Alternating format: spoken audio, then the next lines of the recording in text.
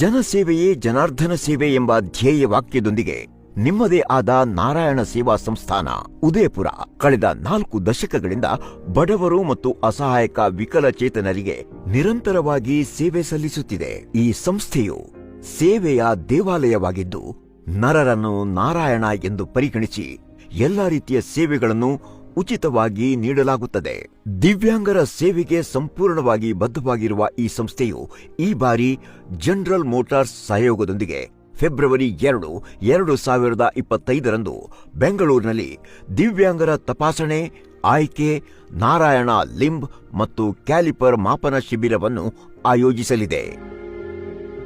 ಅನೇಕ ಪೋಷಕರು ಮತ್ತು ಸಂಬಂಧಿಕರು ತಮ್ಮ ದಿವ್ಯಾಂಗ ಮಕ್ಕಳ ಕಷ್ಟದಿಂದ ದುಃಖಿತರಾಗಿದ್ದಾರೆ. ಅವರನ್ನು ಅವರ ಕಾಲ ಮೇಲೆ ನಡೆಸುವ ಶುಭ ಕೆಲಸವನ್ನು ಸಂಸ್ಥೆ ಮಾಡಲಿದೆ.